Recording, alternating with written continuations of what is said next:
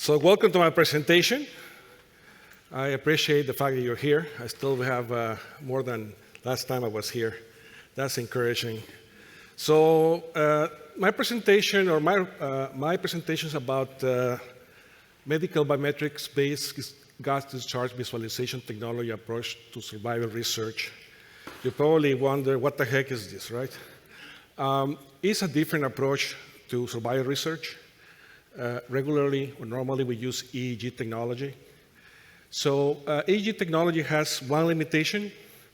Once you're dead, you don't have signals to record.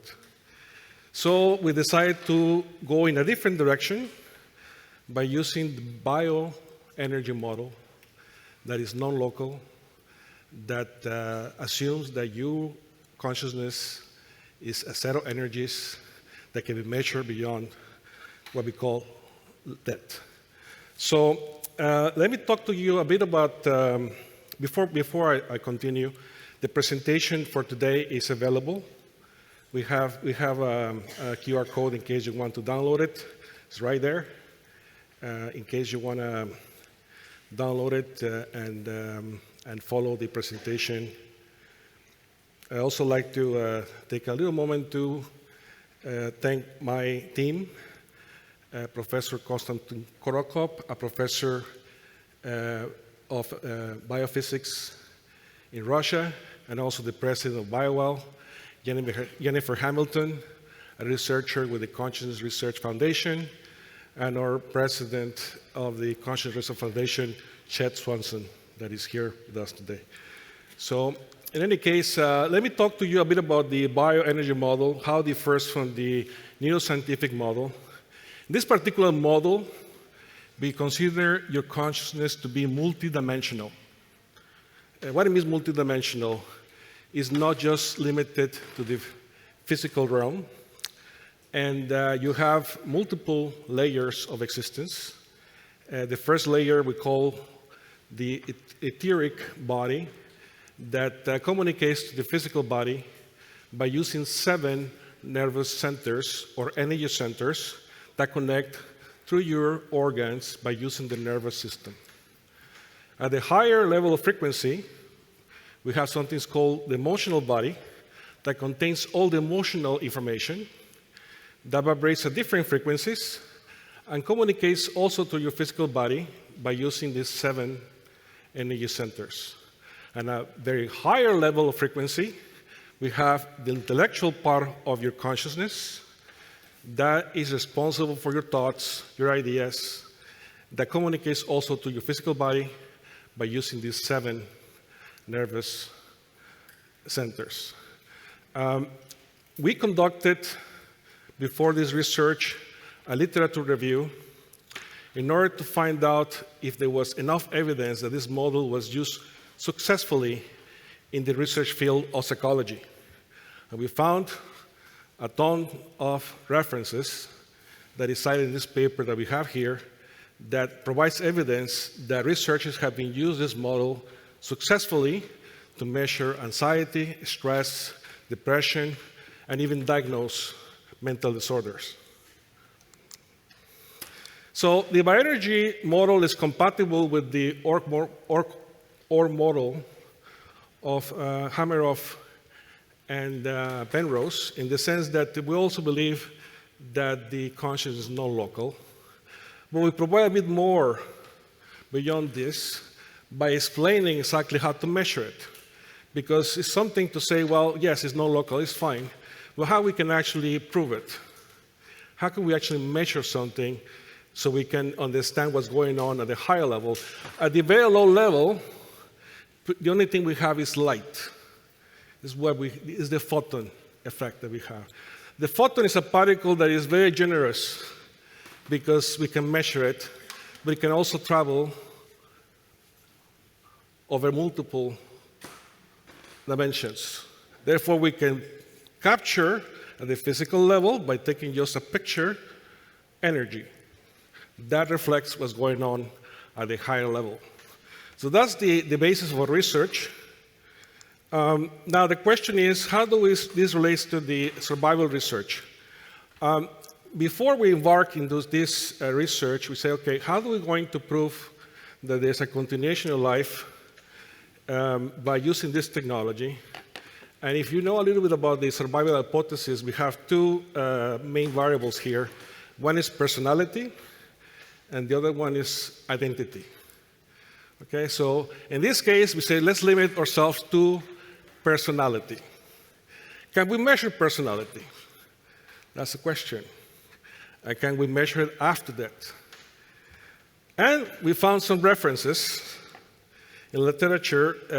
This reference is based on computer analysis, artificial intelligence analysis, that provides evidence of correlations between energy measurements and pessimistic and optimistic personalities. So this gives us an indication that maybe there was a way to go. We also conducted a study. This is an article that was published in 2024 that looked at transplants of organs. So when patients were recipients of organ transplants, they experienced change of personality.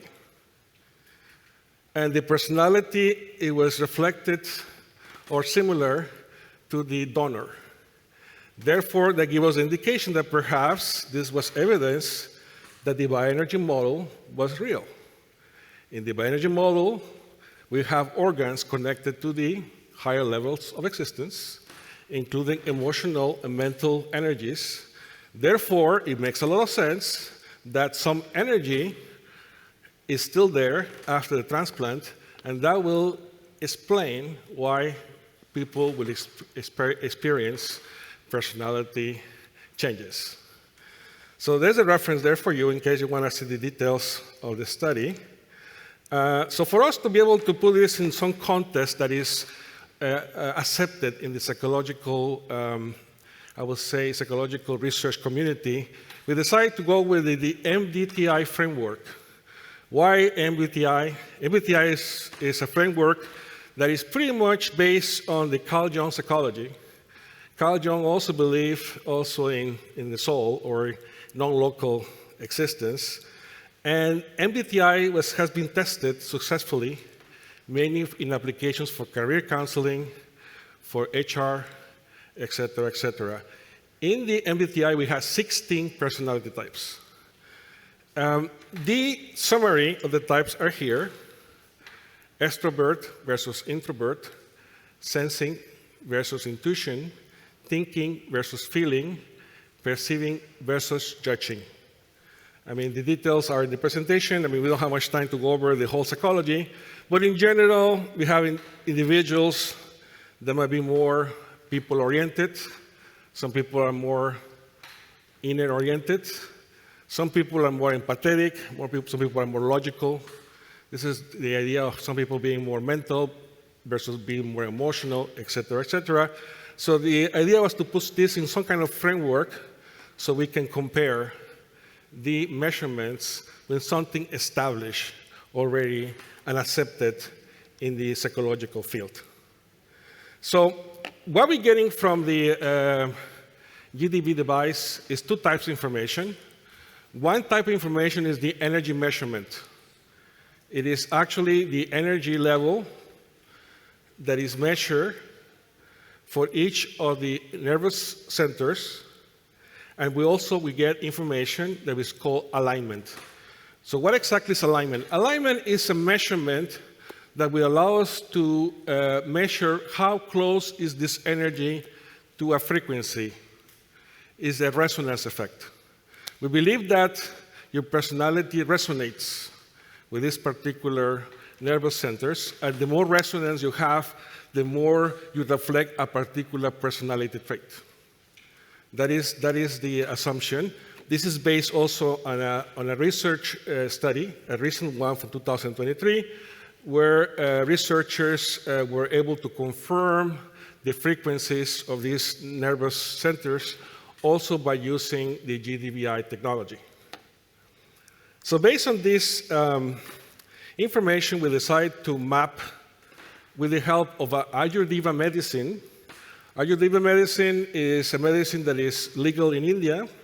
also taught by universities. It is widely accepted, almost as traditional medicine. Therefore, we use this framework for us to map psycho-emotional threats with the nervous centers that we measure. And the assumption here is that the more resonance an energy will have, and the resonance is based on the measurement of alignment. The more aligned is an energy, the more likely a personality trait will be reflected. So based on that, we decided to go and embark in a research with a case study. But before that, we took a look at the previous studies that were conducted with this technology. In particular, a study from 1998 that was conducted by Dr. Korokop. In this experiment, he used the same technology, but he only focused on the after death. So what he did is, he went to the morgue, and he categorized the cases based on 3 types. The first type was what we call calm death, people that just die from natural causes. The second group was unexpected death, people that die unexpectedly from an accident, for example. And the group 3 was the people that die from a natural death. Somebody was murdered, for example. Somebody was killed. So based on that, he categorized these 3 groups, and he measured the energy over a period of time with the intention to see if there was any information that could help him to intuit that there was consciousness information from these measurements. So what he did is, after his study, he published a paper, and he found there were patterns. There were patterns that reflected the personality, or not the personality, the type of that each person experienced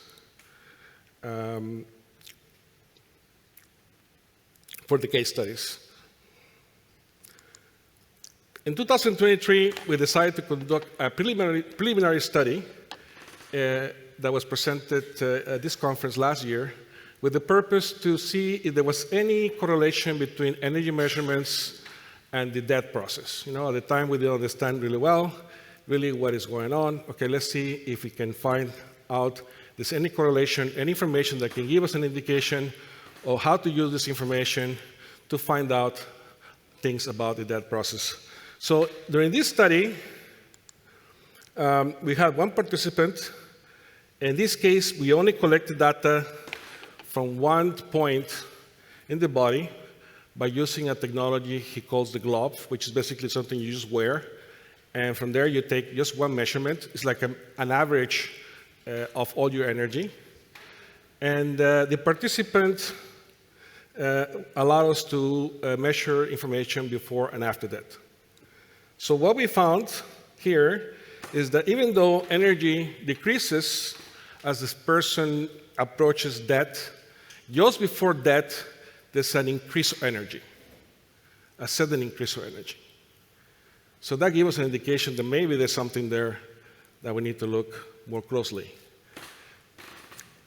So in this study, what we did is we expanded the scope, and we decided to take measurements from all the fingers in order to give us more information and be able to measure what we call personality. The idea of this study was to say, well, can we measure personality? That's the first thing. And then if we can measure it, can we use this information to provide proof of survival? So that was the hypothesis formulated for this study. So what we did after this, we took measurements. We enrolled 1 participant. The participant kindly helped us to give us information by collecting data. In this case, we used the GDV device by collecting fingertip data that will give us enough data to monitor all the different nervous centers before that and after that. So here we provide an hypothesis.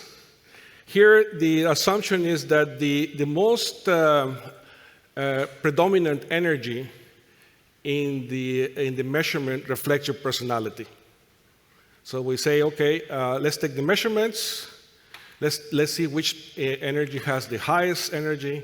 Let's see if that matches with the MDTI test. We give the participant a test before that, and we compare. There's a match. After that, we compare. We compare energy percentages before and after that, and we measure and see if there's any significant difference. If there's no significant difference, we say, okay, there is a high chance that personality survives, assuming that energy information carries your personality information. And if there's a high significant difference, that means maybe your personality doesn't survive, or maybe we just don't have it right? So that was what we did before the study. We gave the participant a personality test. The idea was to identify the MBTI type for us to compare with the measured information. And this particular test gave us information about the personality of the individual, so we can categorize it among these 16 personality types that the MBTI framework proposes. So these are the results of the energy measurements before death. So we started there on the 8th. The person died on the 29th. I'm not too sure the month, but we go day by day. We try to take 1 or 2 measurements each day. And then we compare with the after death. So this is the after death. Unfortunately, due to family consent, we were only able to get information for 1 day. Our intention was to get information for several days, but given the sensitivity of the situation, it's not easy to get consent for that. So we got consent for 1 day. So we took measurements after that for 1 day. And after this, we observed a similar pattern as the previous study. In this case, we have all the energies combined in this graph. If you notice, just before that, again, there's an increase of energy. Okay? So this increase of energy seems to be a pattern that is repeated, at least in 2 of the studies that we conducted. This is the average. We took an average of all the energies. So now you can see there's also a spike of energy increase just before that. And then we calculated averages and standard deviations for each of the energies. The most predominant or the most influential energy was identified as the Anahata energy. We took averages, we took standard deviations, and then we compared with the MDTI results. Okay? So these are the results, and we found there was a match for these particular traits. A person that was very empathetic, value of people's feelings, warm, etc., etc. We also had yes, 5 minutes? Okay. Anyways, let me just try to move on. Then we also have measurement of alignment in order for us to be able to verify that the energy was also aligned. And then we decided to conduct an hypothesis test. We realized that 2 energies did not pass the test, meaning the Muladhara and the Sahasrara energies, the Ajna energies seem to have, Ajna seems to have an increase of energy, and the Muladhara has a decrease of energy.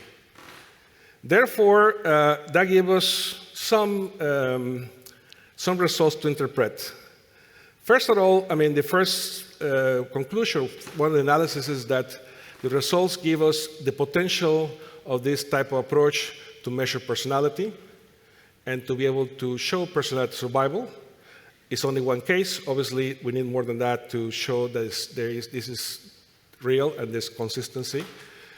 And we also found consistent results with the previous results of neuroscience. Neuroscience shows that at the time of death, most people present gamma states, high levels of frequency. In this case, we have high levels of energies. Therefore, there seems to be a high correlation between brain activity and energy increase, something that we need to investigate more and more to see how they correlate, why they correlate with each other. And we also try to explain this increase and decrease of energy in these two types of energies. First, Ajna. Ajna, according to the Ayurveda tradition, is responsible for intuition, is responsible for high level of consciousness. It's what Indians call the third eye.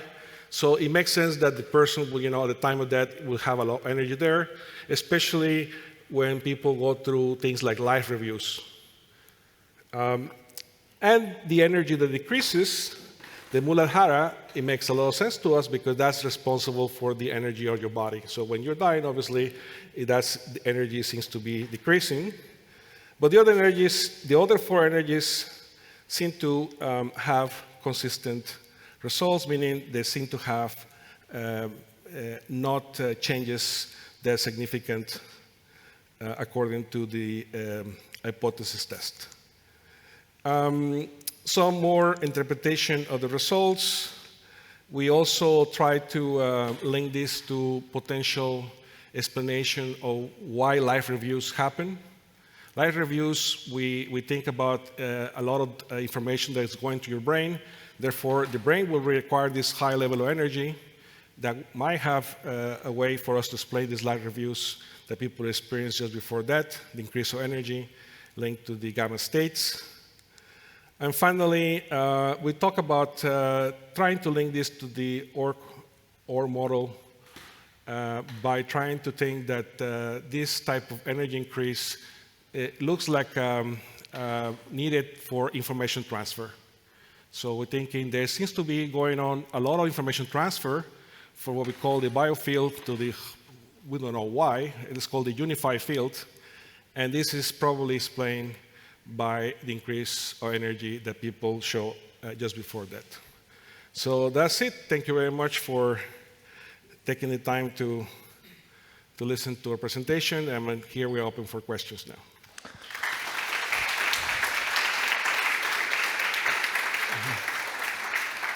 Thank you, Rolls. I think we have time for one question.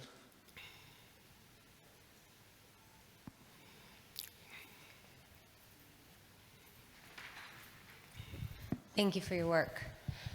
Regarding the energy centers, in the beginning of your presentation, you said that the emotional center of the body contains, or the emotional center has the highest energetic charge.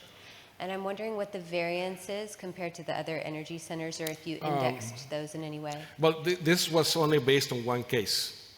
Okay, this case, this particular person, yes, he presented a high level of energy in that nervous center, but we cannot generalize. This is just one case. Okay, so that's linked to his personality. Yes. That's why we say, okay, this person is more emotional, seems to have what we call, empathy or sensing in the MBTI framework, but it doesn't mean that everyone, right, will have this. It's just one case. I don't know if that answers your question. So would you expect different indexes for different? Yes, I mean, everybody has different personality. And we're trying to come with a new paper that will show the differences of energy levels according to personality type. We strongly believe that personality can be measured. It's coded somewhere at the consciousness level. And through the device, you might be able to measure it, and we can determine your type of personality by measuring the energy. That's something we're working on. That will be the next paper, probably next year. Do you have your software here? We are actually looking to build a software as well, yeah. Hi, my name is Jennifer Hamilton. I am the primary data collector for this research project. And I'm here to invite you to consider joining our team of researchers. What we're looking for are people that are engaged in hospice work. So this would either be through a service, or it could be through your independent work. So you may be an independently contracted death doula who is going to be building a relationship with people who are in hospice. And you are ideally suited to being able to explain this project to them and enlisting their help in expanding our understanding of consciousness and its relationship to the divine, to the spirit, and to the subtle body. This project is built on trust. We have to take time to really get to know the client who's going to be allowing us to make these measurements before, potentially during, and even after death. So to do that, we need to have a very clear understanding of the project itself, what's entailed, and then being able to simplify it in language that sounds inviting to someone that they may want to participate in this. The biggest draw that I see in the people that have agreed to do this is that they see this as a legacy, something that they are contributing to knowledge, to science, and to that understanding of consciousness. The other people that are very interested in this are people that have a strong spiritual background or curiosity about consciousness, and even a curiosity about death and what happens to us when we die, what happens to us after we die. And that's really what this research is about. And when they hear what is entailed and how simple it is, and that it isn't invasive, it's not painful, it doesn't take a lot of time to make the measurements, just once you get the hang of it, just a few minutes to be able to do this, they really get excited and are really eager participants. I've even had people say, are we going to do readings today when I go to see them? So they love to see the result, because with the BioWell, you get an image of the person's real-time energy field. That's pretty exciting to see. So you can see where there's integrity in the field, where there are maybe some challenges or deficits in the field because of disease process or trauma. And they can see that, and it's very exciting. It's also very compelling for their family and or loved ones who are there with them, that they see these readings. So oftentimes I will even I'll do a BioWell reading for them so that they can have a direct experience that this is harmless, that it's not painful, and it doesn't take much time to do. And then they get to see their energy field, which is very exciting for them. So that's kind of the person that we're looking for, is going to be someone who can explain things clearly. You're going to have, of course, the luxury of time, which we don't always have in hospice, but you have to have the luxury of time to build trust with these people so that they understand that not only are they going to participate, but that also if they change their mind, that's okay too, and that they can withdraw. I haven't had anyone do that. But I always like to make that very clear, that this is something that I'm not going to insist be done if there's a change of heart. So you need the luxury of time. You need to be able to build trust. And you need to be able to explain simply and clearly what the research project is, and then pitch it to the person in a way that will be attractive to them. And I've had real good success with this. So that's who we're looking for. You may be outside of a hospice service, or you may not be a death doula and feel like for whatever reason, maybe you have some other access to people who are in this time of their life. But I would say in general, these are the people that are going to be ideally suited to this research work. So thank you for considering that.